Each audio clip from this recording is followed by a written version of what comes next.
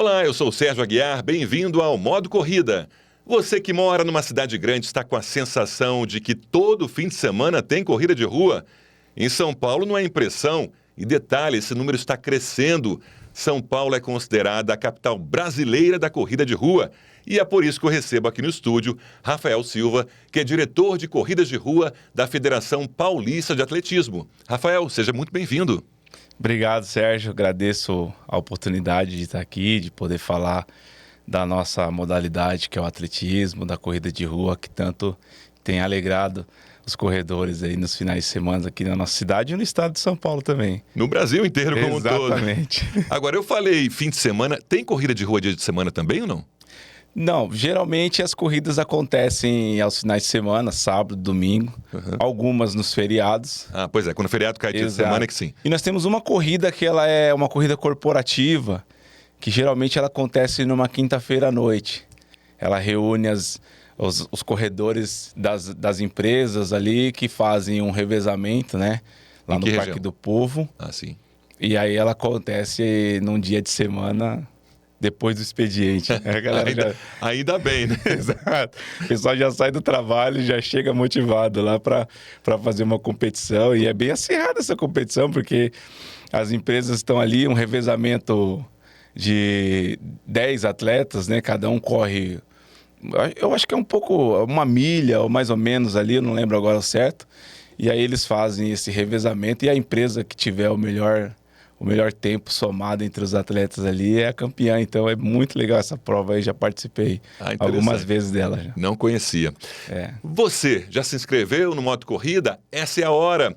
Ativa o sininho para receber notificações, dá um like, deixa comentários, assiste a entrevistas anteriores, compartilhe com os amigos. Essa é a hora. A gente está no Spotify e no Instagram. Hora de ativar o Modo Corrida.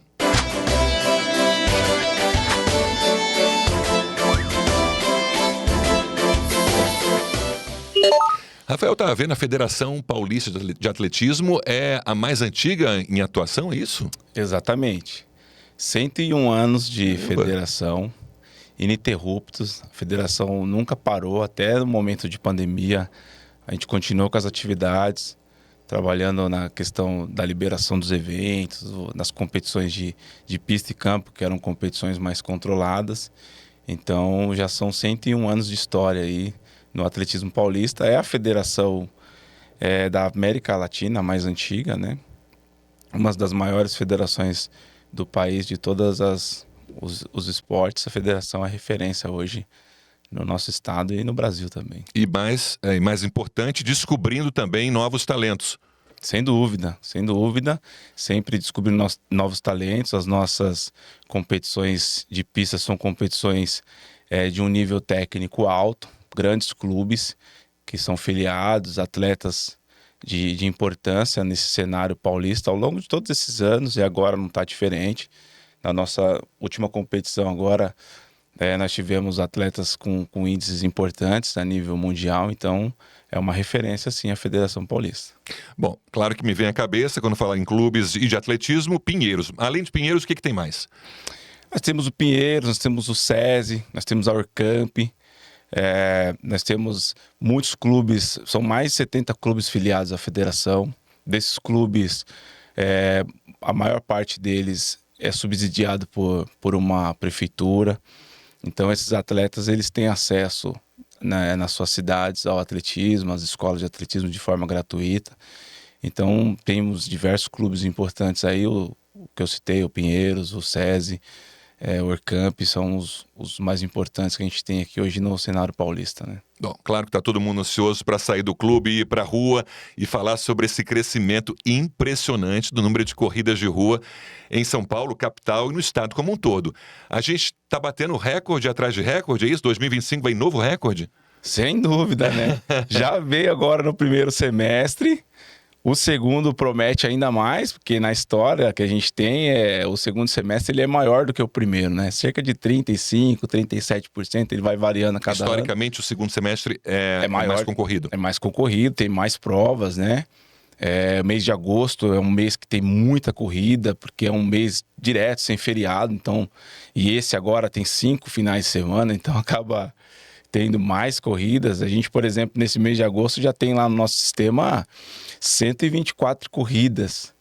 Já e geralmente acontece nos últimos finais de semana, São Paulo. assim, no estado.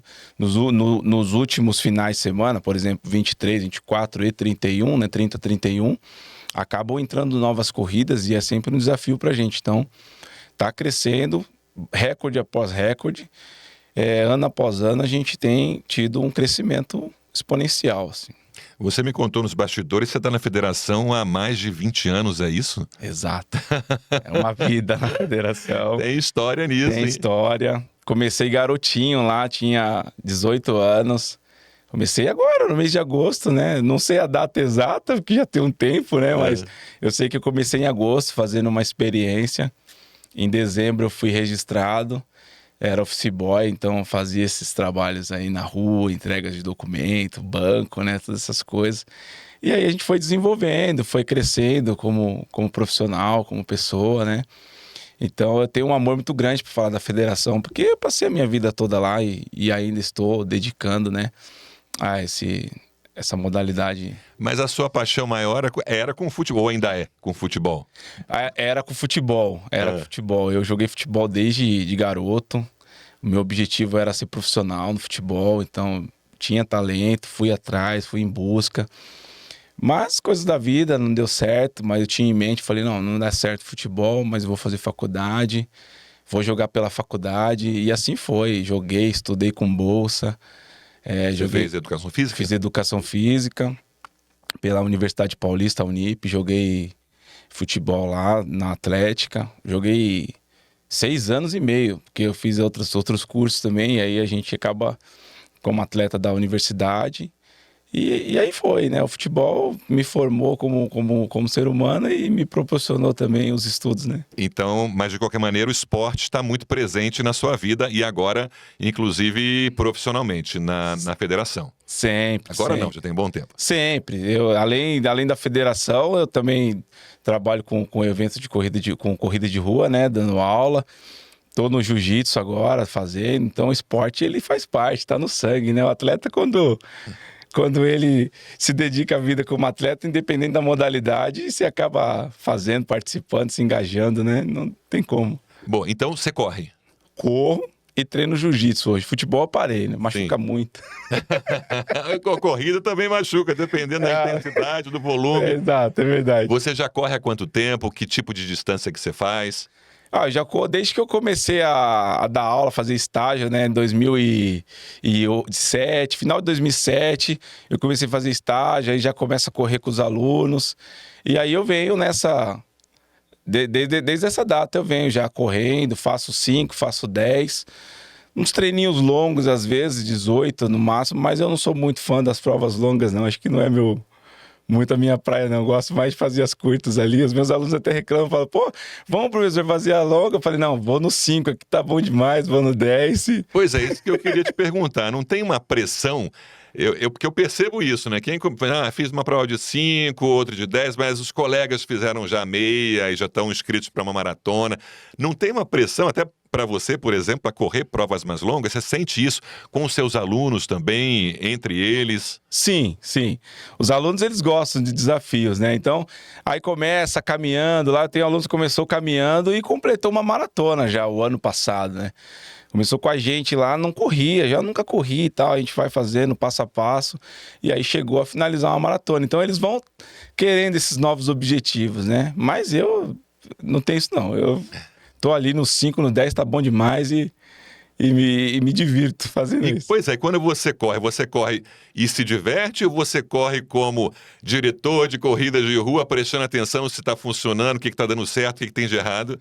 Eu consigo desligar, eu consigo. Eu vou lá correndo, tranquilo, me divertindo, acompanhando os alunos, eu consigo virar essa chavinha. Até às vezes eu vejo os árbitros lá, cumprimento e tal, mas eu tento não me envolver, não. Deixo a parte com eles e foco naquilo que eu tô no propósito do momento ali. Vamos lá na parte operacional e como começa lá desde o início, né? Se oficializa uma corrida de rua. O que é preciso? Precisa, assim, a gente tem lá um procedimento que a gente faz desde o início até o término da corrida e pós-corrida. Então, o organizador, quando ele quer regularizar uma prova, né, com a federação, ele encaminha através do nosso sistema o pedido de prova, o pedido de permit, que é um projeto da prova. A gente tem uma série de perguntas que a gente faz, uma verificação lá de uns 50 itens, que a gente verifica desde... Por exemplo, desde o quê? Empresa, CNPJ está ativo, se tem o KNAI de produção e promoção de evento esportivo, se tem um diretor técnico com registro no CREF responsável pelo evento. A gente solicita um diretor médico também para o evento.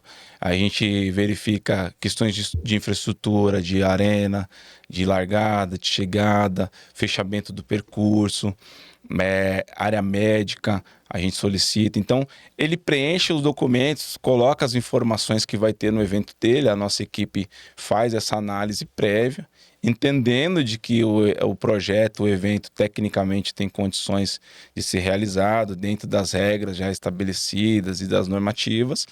Aí a gente faz a emissão do permit, encaminha a equipe de árbitros. Que é uma espécie de selo de permissão para Isso, é um realização da documento, prova. é uma permissão, um documento.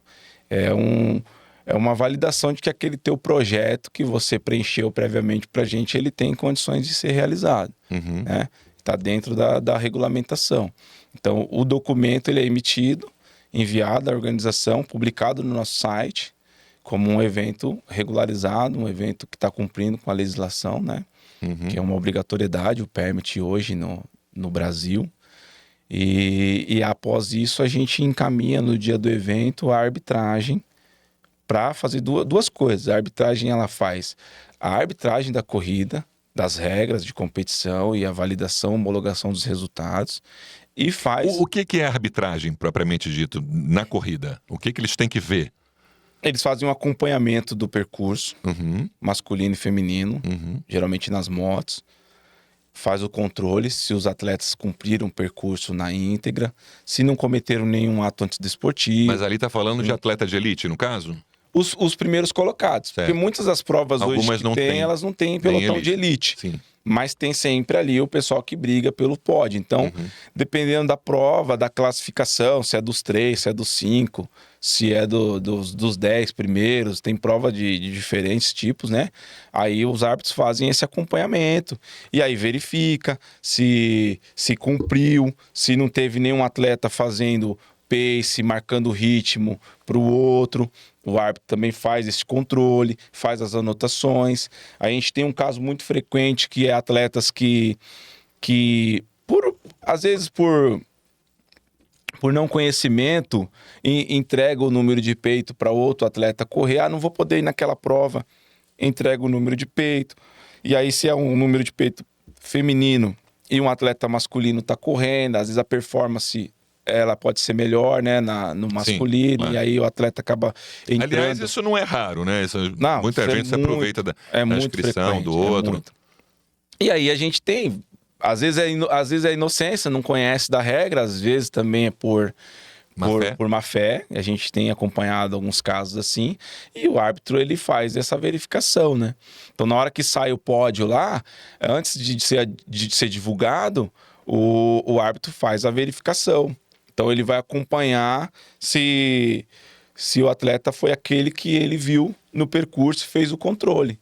Certo. Então, geralmente, ali, dependendo do nível técnico, dá para você acompanhar uns 10, 15 atletas, né? Que estão ali no percurso, brigando pelo pace, né? Que eles estão correndo. Aí você já fala, pô, esse aqui apareceu de repente, cortou, não vi ele, o ritmo dele tá mais forte e tal.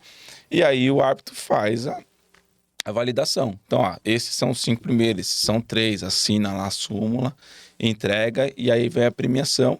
E fora a premiação, tem a classificação dos 30 primeiros que a gente faz, publica no site. Então tem ali os atletas que estão entre os 30, eles são verificados e validados os resultados, né? Na prova, em termos de estrutura, tem alguma exigência mínima? Por exemplo, você já falou que tem que ter um diretor técnico, um diretor médico, mas o número de de colaboradores ali participando do fechamento, ou distribuindo águas, etc. Isso se tem um percentual, é um cálculo de acordo com o número de inscritos na prova? Como é que é? Ele não tem uma ciência exata, porque a gente tem provas de diferente número de participantes. Então, a gente tem a São Silvestre, que tem 30 e poucos mil, e a gente tem uma prova que tem 200, 300 participantes, né? E aí você tem que analisar ali como é que está ali a estrutura do evento. Então, o guarda-volume, geralmente o pessoal utiliza ali um staff para atender de 150 a 200 pessoas numa fila, né? Então, eu tenho 2.000 pessoas, ideal a gente trabalhar ali com 5 staffs ali, 5, 6, 7 staffs que pode atender essa entrega, né? Que às vezes o recebimento ele é tranquilo, porque vem chegando um de cada vez e tal. Aí você tem que armazenar corretamente, porque depois começa a chegar bastante atletas tudo de uma vez, e aí você tem que ter uma equipe para poder localizar o volume e entregar. No percurso também depende muito. Se um percurso complexo, com muitas vias de acesso, cruzamentos, aí exige um pouco mais de pessoas para poder fazer o monitoramento, o balizamento ali para os atletas não se perderem, né? Se é um percurso tranquilo, fechado, uma rua que vai, uma que vem, poucos cruzamentos, já são menos pessoas. Então, essa análise ela tem que ser feita. Por isso que a gente sempre pede que tenha um diretor técnico com conhecimento, né, em corrida, em organização de eventos, porque ele vai analisar ali a situação e vai definir a quantidade de pessoas, né? Mas vocês ficam atentos também a isso. E outra coisa, hidratação. Hidratação tem que ter em todas as provas, inclusive nas provas mais curtas, sei lá, de 3, ou mais caminhada, ou 5 quilômetros. Sim, a norma 7 da CBAT, a regra da World Athletic, ela determina a cada 5 km em provas mais longas ou provas que tenham um nível técnico mais inferior, assim, e a cada 2,5, 3, um posto de água. Então, uma prova de 10 km, a gente recomenda que tenha pelo menos 3 postos de água no percurso, né? A 2,5, 5, 7, além do ponto de chegada, né? Então, tem que ter hidratação. As provas mais longas, aí aumenta um pouquinho mais essa distância, vai ali para 3,5 de 3 a 4, né, entre os postos, nas provas mais longas.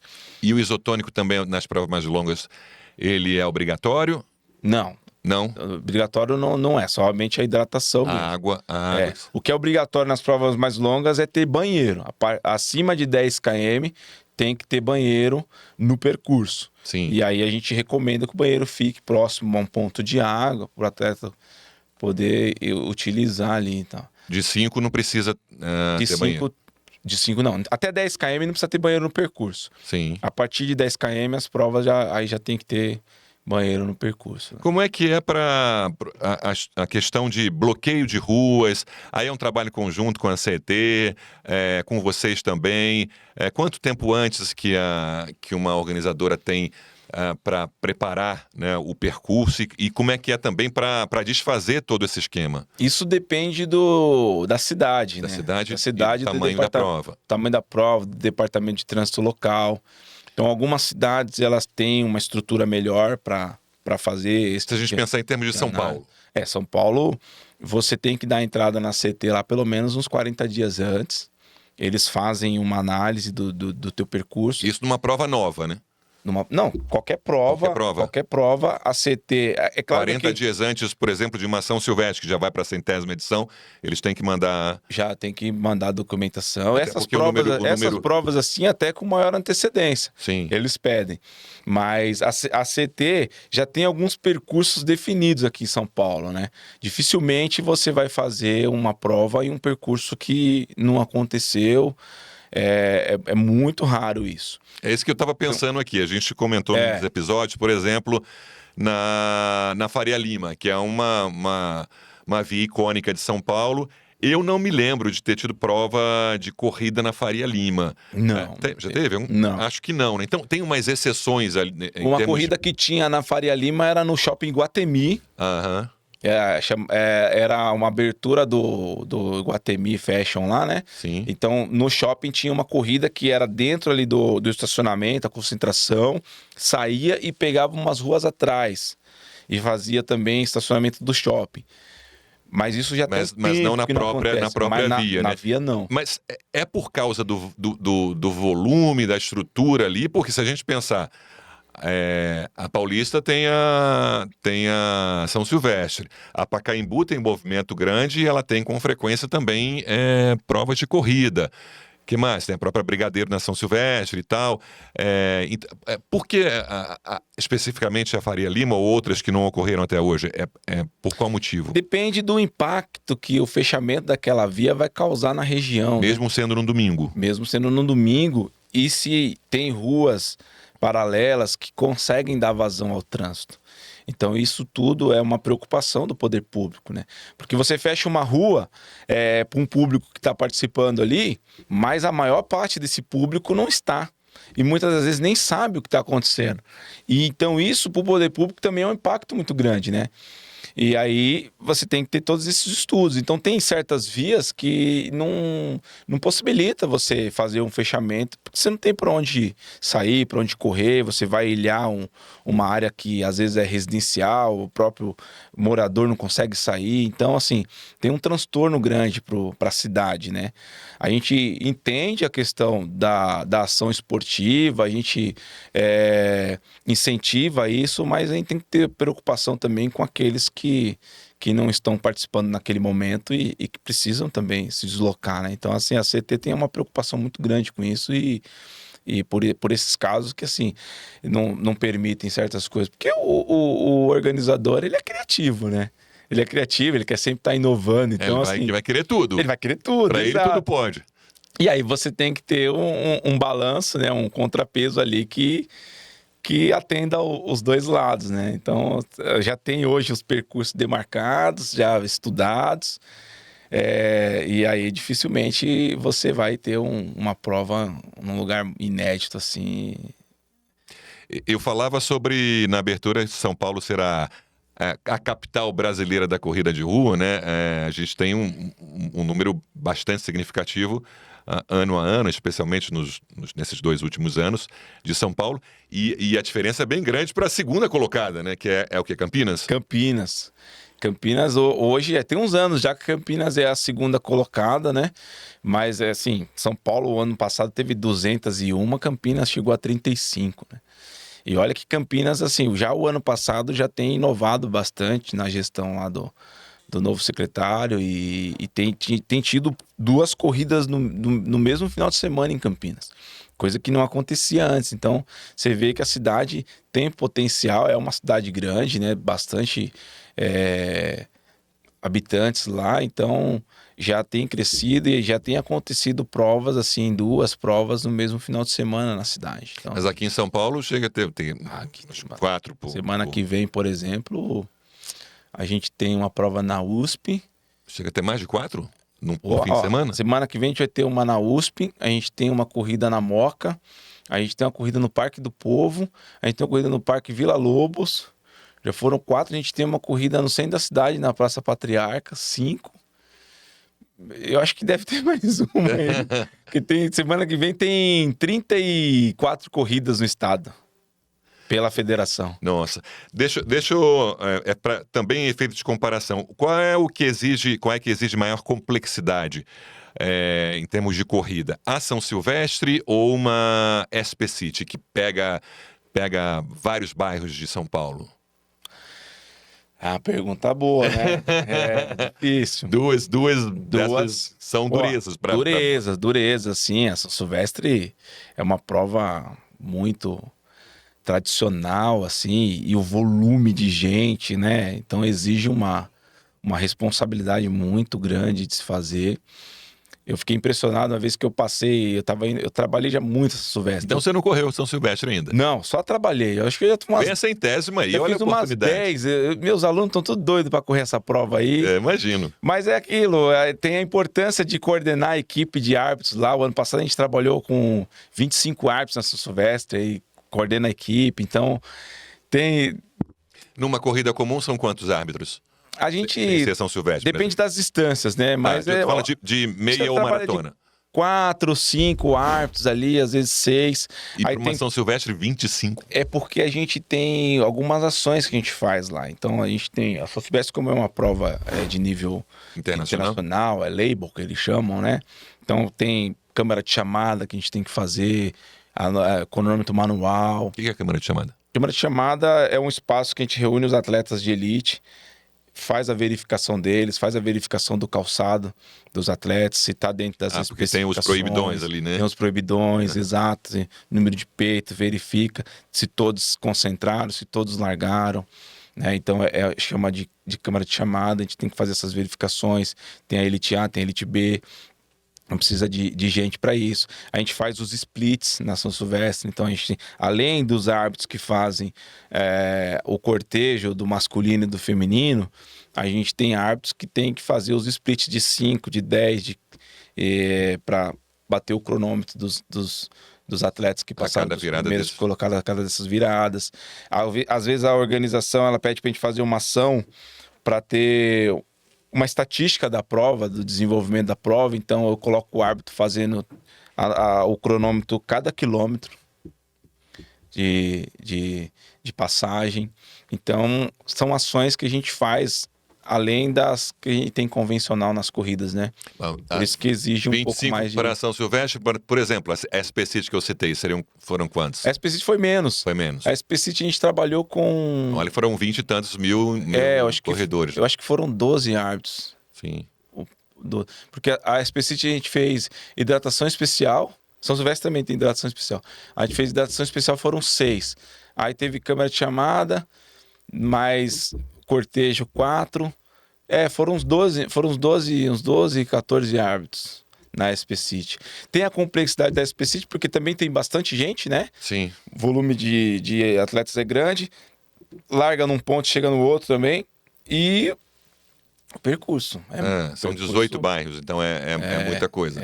Ali são é um desafio, 42, desafio grande, assim, a Iguana, né? O Paulo que criou essa prova, é uma prova excelente, gostei muito das vezes que eu atuei. Esse ano eu não pude estar, tive um compromisso, mas é uma prova também muito legal. Para efeito de comparação, o que a gente precisa melhorar na comparação com provas internacionais? Mais o conceito do competitivo, né? Esse boom que deu nas corridas, ele fez com que muita gente participasse, mas a gente deixou as nossas provas de trabalhar o competitivo e o atleta de elite. Então, a gente tem provas hoje importantes aqui, no caso da São Silvestre e tudo, e que não traz atletas de peso internacional, né? Então, é um desafio que a gente deixou passar e eu acho que a gente podia melhorar nesse aspecto. Por exemplo, a gente tem a corrida da Tribuna de Santos. Uhum. É uma prova maravilhosa. Não sei se você já teve oportunidade. Não, mas é super famosa. É um clássico daqui. Já trabalhei muito nela e tal. Assim, é uma prova fantástica. É uma prova de um nível técnico assim alto, porque você tem a largada num ponto, chega no outro, no nível do mar. Você não tem cotovelos, as viradas são sempre de quarteirões. Então, assim, ela imprime uma velocidade muito grande.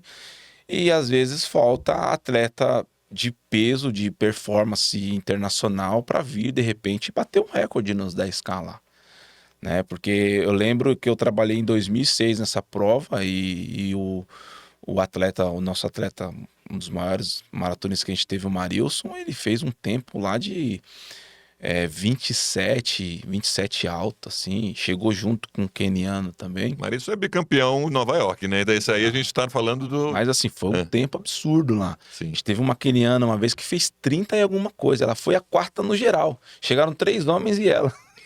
Então, porque aí você pensa aqui, em premiação, o que para ter essa virada de chave aí, é aumentar a premiação para trazerem mais atletas de ponta para participar dessas competições? Convidar esses atletas de ponta para vir, ter o selo da WA, né?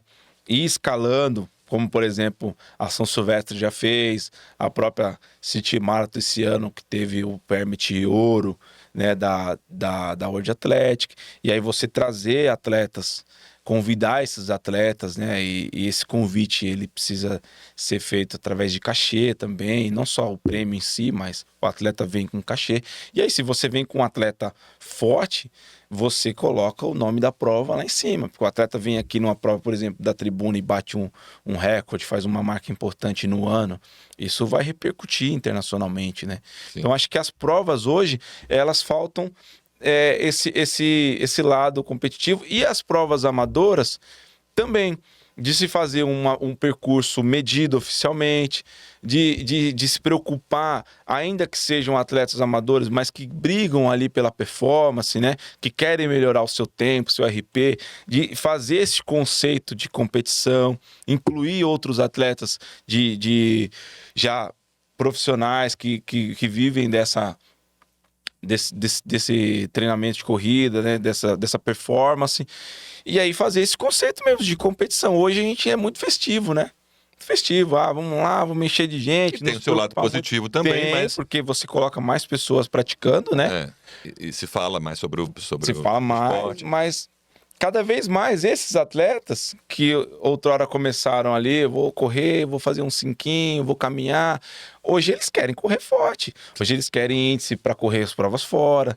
Então isso é importante de se cuidar também, né? E aí agora algumas provas estão fazendo isso, e a gente criou também uma resolução na federação que fala qualificação técnica das corridas, para a corrida ter esse visual aí, esse lado mais competitivo, né? A gente tem uma resolução que estabelece isso. E até para a gente também descobrir novos potenciais corredores com chances de medalha em Olimpíadas, etc. Eu estou buscando na minha memória de amador que já participou de maratonas fora, o que teria diferencial entre as daqui e a de lá. Bom, uma coisa... acho que vem rapidamente, é a presença do público. E na São Silvestre e alguns trechos da SP City, por exemplo, a gente vê bastante, né? Mas eu acho que elas ainda são exceções, e determinados trechos. Quando você pega umas provas importantes lá fora, você vê o público, a população mais presente na rua para incentivar os corredores, sendo de elite ou não. Isso é uma forma de realmente você, inclusive, melhorar o seu desempenho, né? Eu, quando corri em Nova York, eu falei assim, não quero ouvir música, eu só quero ouvir a vibração da torcida. Outra coisa, nas majors ou em algumas dessas mais importantes, tem aquela Blue Line que faz a medição correta dos 42, 195 metros. Nenhuma prova aqui, salvo engano, daqui do Brasil, tem essa faixa azul para você ter a certeza que você correu se guiar por ela para correr o tempo, a distância precisa. E tangente, né? Para correr na tangente. Exato. Que foi pedido, e a outra é aquele aplicativo que você consegue monitorar como é que está o desempenho do seu atleta. Tem uns até que surgiram de forma ainda um pouco amadora, mas os que estão lá fora tem aquele aplicativo que você é super fiel, né? E você... Peraí, deixa eu ver. O Sérgio passou aonde? O Sérgio passou agora... Passou no quilômetro 5, quem está aqui no Brasil vendo, né? Minha família, o meu treinador e não sei o quê. Sim. Então, eu de cabeça pensei em 3 dessas coisas que não existem ainda de forma ainda precária aqui no Brasil. Não, eu desconheço também. Sim. Eu lembro, teve uma época que a corrida do Pinheiros, os 10K do Pinheiros, eles fizeram a medição oficial lá na Marginal. Uhum. E eles tentaram fazer essa marcação, essa blue line ali na tangente que foi medida e tudo, mas não seguiu adiante, não. É muito difícil a nossa cidade, assim. Esse engajamento, ele é precário aqui ainda, né? Sim. O que você falou, assim, eu toda vez que eu subo a Brigadeiro ali na São Silvestre, ali, acompanhando o cortejo da elite, eu fico emocionado que a galera fala, né? E olha que eu nem tô correndo, mas só de participar ali. E isso é legal de fazer. Eu já ouvi corredores falando isso para mim, né? Falou, poxa, a gente vai lá fora, o engajamento do público, do pessoal fecha a rua, fecha a cidade, fecha tudo. Aqui a Criança, gente... idoso, num frio de 5 Aqui graus, às eles vezes estão lá na rua para vibrar por você. Aqui às vezes a gente tá correndo, aí o trânsito tá correndo do lado, às vezes o cara xinga que ele tá bravo, que ele não tá conseguindo passar, né? Então ainda falta um pouco mesmo desse engajamento da população em si, né? De ver, poxa, que legal, o pessoal tá correndo lá, um dia você eu ali correndo, né? Falta isso. Essa tecnologia ainda também não tem. Algumas empresas de cronometragem estão inovando em fazer os controles de percurso em tempo real, né? A gente já recebeu algumas que têm até contribuído com a federação para poder a gente criar essas tecnologias de validação do resultado e de acompanhamento já. Pô, o atleta largou, passou no ponto de controle, chegou, no momento ali, se eu verifiquei que o atleta cortou o percurso, tudo, o árbitro já conseguir colocar isso no aplicativo e já fazer a desclassificação ali na hora e tal. A gente está trabalhando para isso, mas ainda falta. Isso que você falou, esse aplicativo é muito legal de fazer o acompanhamento, não só dos primeiros, mas no geral em si, né? Mas aqui a gente não tem isso ainda não. E aqui em São Paulo, a federação, ela serve de exemplo e abastece de informações ou da própria experiência dela durante tantos anos, mais de 100 anos, para outras federações, para a organização de provas em outros estados ou cidades, por exemplo, também ou não? Sim, com certeza.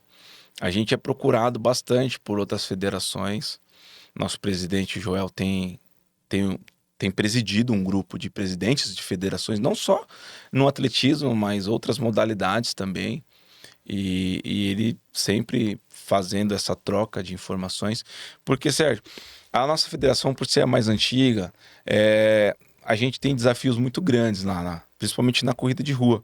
Porque tudo que a gente faz hoje foi a gente que criou. Então, a gente não conseguiu ainda pegar um modelo de alguém que tenha feito, a gente que criou. Então, o procedimento que a gente usa hoje e que a gente faz, a gente criou. Então, outras federações nos procuram, né? Eu recebo diretores de outras federações, presidente, pô, e aí, como é que vocês estão fazendo? Aí a gente compartilha essa informação, a gente passa os formulários, né, que a gente utiliza hoje para eles. E alguns têm utilizado, têm crescido, né, também no número de provas com permit, porque existe a legislação, né? Existe a legislação, só que a fiscalização ainda ela em algumas federações e na nossa, ela é desafiadora. E aí muitas empresas não querem ter o permit. Não é só simplesmente pelo pagamento da taxa de permit, dos valores, mas o que isso vai fazer no evento dele, impactar. Então, ele tendo permit, é o que eu falei, ele tem que ter uma empresa, ele tem que ter um diretor, ele tem que ter ambulância UTI, ambulância básica, tem que ter um médico. Isso tudo acaba fazendo com que ele tenha um investimento maior. Então, não é só, vou ter o permit, a gente não vai emitir um permit, uma prova que não tenha uma infraestrutura. Então, assim, a gente precisa, uma briga lá de gato e rato. Aliás, um detalhe interessante, você falou desse número de corridas de rua em São Paulo, mas esses são os oficiais. Tem as corridas piratas também, ou as clandestinas? Tem bastante. Tem muita coisa. Tem bastante corrida ainda. E como é que o corredor, especialmente o amador, vai saber se aquela corrida é ou não uma corrida oficial, até para identificar em termos de segurança para ele mesmo, né? Sim. Primeiro a gente publica no site. Então, todas as corridas lá que a gente emite o permit, ela tá lá no nosso site, mostrando se a prova tem o permit ou não, né? Segundo o corredor, muitos têm entrado em contato com a gente. Às vezes em cidades mais distantes assim, a gente recebe e-mail lá, fala, vai ter uma corrida aqui na minha cidade, eu queria saber se tem permit, se tá com vocês aí. Aí a gente fala, ó, o permit não tá publicado ainda, mas já recebemos o pedido. A gente fala, não tem, né? A maioria das empresas hoje já estão com a gente incentiva, e isso é previsto até na norma 7 da CBAT, que o organizador ele coloque o logo da federação ou nas provas de permit prata, o logo prata e ouro, o logo da CBAT, para mostrar de que o evento tem a presença, né, da federação, já tem o permit, e isso traz mais segurança pro atleta, né? Mas é assim, é um desafio que a gente tem hoje.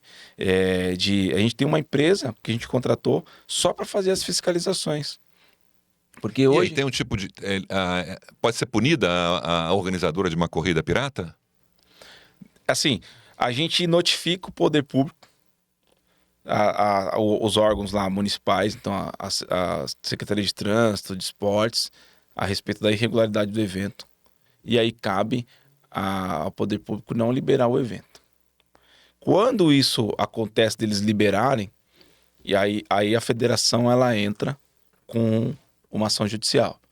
Então hoje a gente já tem cerca de 23 liminares, 12 de prefeituras e mais umas 9, 8 de empresas diretas, que a gente entrou, né, a partir dessa fiscalização, identificou uma frequência das empresas de descumprir a legislação e fazer prova sem permit. Aí a gente entra na notificação, o juiz deu uma liminar falando, ó, se a prefeitura liberar uma corrida sem permit, paga multa. Uhum. Se a empresa fizer uma corrida sem permit, paga multa. Então a gente tem avançado nessa esfera jurídica. Porque tem 3 áreas que a gente tem atuado lá. A gente faz a parte política com o presidente, conversa com o secretário de esportes, com os prefeitos, na conscientização da regularização dos eventos, que é benefício para o município e para o munícipe, né? Em não liberar a prova sem permit por conta dessas questões de segurança e saúde dos participantes. Muitos entendem e acabam não liberando. A gente tem a parte técnica que eu tenho feito, conversado com os organizadores, né, alguns atletas, alguns influenciadores que a gente conversa, explica a importância do permit para um evento de corrida de rua, o que isso implica ter ou não ter, qual a infraestrutura que é cobrada, toda essa verificação que a gente está conversando aqui, eu tenho explicado e trazido essa conscientização, e isso tem gerado também bastante adesão. E a gente tem a terceira, quando essas duas mais diplomáticas não funcionam, aí a gente entra na esfera judicial. E a gente tem avançado. Acho que por isso também, no nosso controle de permit, tem crescido bastante o número de corridas por conta dessas... E esse certificado ele existe há quanto tempo?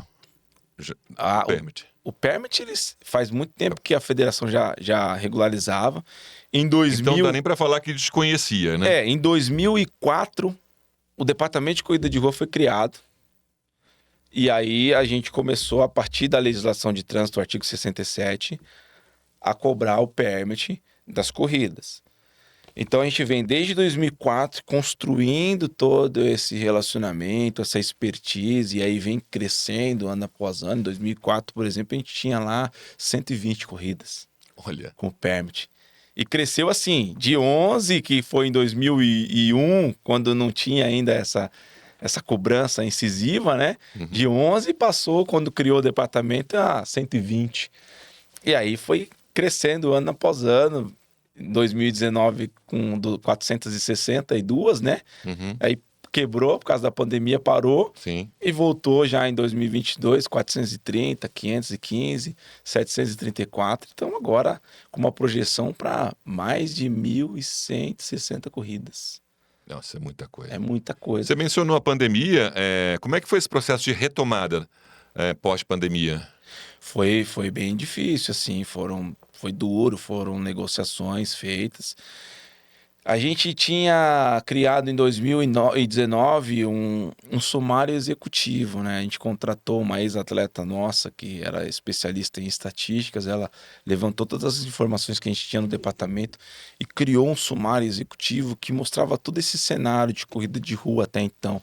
Quantas cidades, o número de participantes, o ticket médio de inscrições, fez todo esse levantamento. E isso foi importante, porque quando aconteceu essa pausa por causa da pandemia, o convencimento que foi feito com o poder público foi com base nessas estatísticas. O que estava impactando na saúde das pessoas e na questão econômica, a não realização de eventos esportivos, né?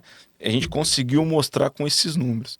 E aí, a partir daí que a gente falou, ó, a gente precisa reunir o mercado, precisa engajar mais o pessoal, compartilhar mais as informações para que a gente tenha números robustos, importantes e à vista de todos, né? Porque aí você consegue ter maiores investimentos, né? Maiores liberações do poder público e etc. Então, eu quero liberar uma corrida num lugar novo lá, mas você tem que mostrar a importância do poder público que vai trazer para aquele lugar, né? Não é só o fechamento, o impacto, mas, poxa, o que isso vai trazer, as pessoas que vão vir economicamente para aquela região, o que vai proporcionar. Então, tudo isso ainda falta no nosso mercado, assim, essa união de informações. O que eu estou percebendo também é que, paralelamente esse crescimento das corridas, a gente vê, inevitavelmente, o interesse das grandes marcas, né, despertando o interesse dessas grandes marcas no mercado brasileiro. E com sua gama de produtos esportivos, aí, marcas internacionais, muitas que já estavam aqui, outras que chegaram nos últimos anos. Mas essas marcas, a sensação que eu tenho é que elas investem mais no seu segmento e nos seus produtos, na divulgação dos seus produtos, mas não fazem potencialmente ao mesmo tempo um investimento na corrida como um todo, para o resultado da corrida como um todo.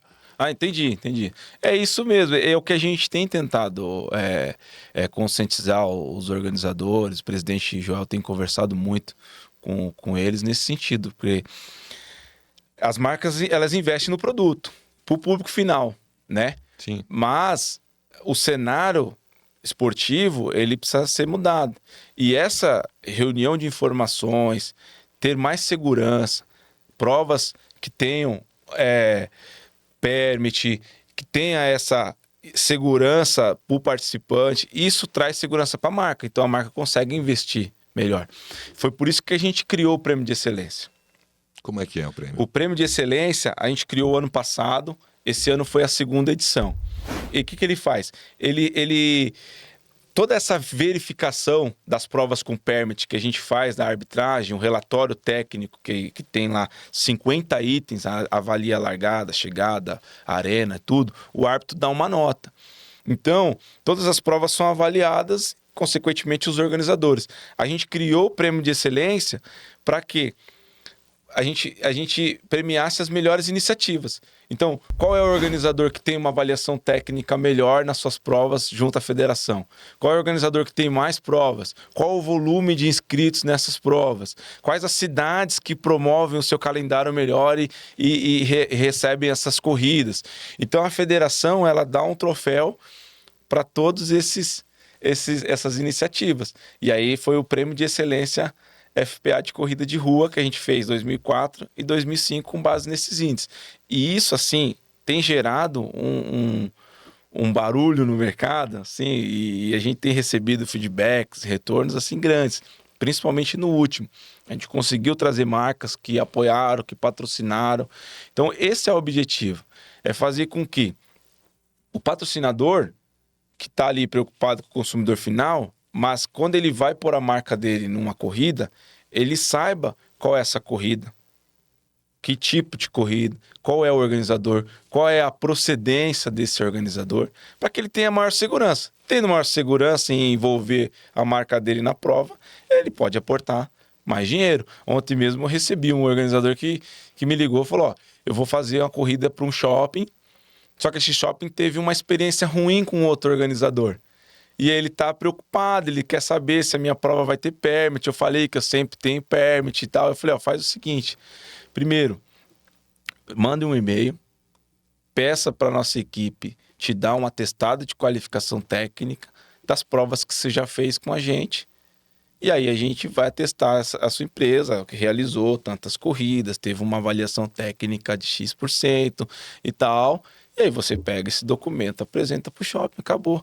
poxa, muito obrigado, já mandou o e-mail. Então, é isso que a gente tem tentado fazer para poder dar maior segurança para o mercado, né? Certo. A gente, falando desses números, pensei agora, as provas temáticas, elas estão incluídas também aí? Tá. Aquelas que você vai fantasiado de não sei o quê, ou as caminhadas também estão? Caminhada não. Caminhada não. Caminhada só quando, às vezes, o organizador ele quer a presença da federação, mais para garantias, né, de fazer um evento e que está cumprindo com as regras, aí a gente acaba emitindo o permit, fazendo análise do projeto, emitindo o permit. Ou se ela estiver associada a outras distâncias, caminhada mais 5, mais 10, de assim, repente, não, se né? tem corrida, se tem essa questão... Mas se for só a caminhada... de competição, em de exceção. aferição de tempo, de colocação, aí tem que ter federação. Mas caminhada, passeio... Mas essas temáticas, sim, corrida do Super-Homem, da Mulher Todas. Maravilha, da Barbie, tudo isso... NFL, Bob Esponja, bicho, tem corrida de todo jeito. São criativos, falei pra vocês, eles são criativos. Tem alguma diferença Tem. em termos de exigência da federação? Não. Não, a gente continua exigindo a infraestrutura, tudo. E às vezes essas provas temáticas, elas têm as premiações também, né? Sim. Elas têm lá os 3 primeiros, os 5 primeiros, aí continua fazendo a mesma fiscalização e homologação, entende? Mas são divertidas. O detalhe é que você tem uma temática diferente, né? Mas é uma corrida. A corrida é competitiva, né? Rafael, estamos chegando ao fim do podcast, mas temos um quadro divertido, bem leve para concluir. Vamos embora? Bora. Hora de ativar o modo sprint.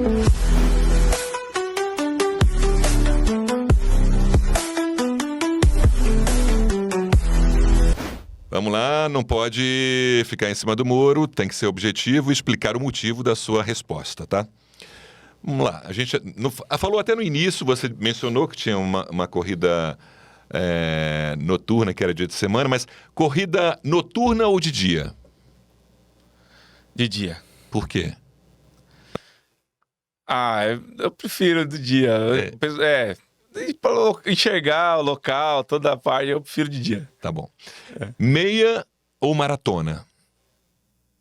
Meia. Mas você está falando como diretor de corrida de rua? Também. E por que a meia?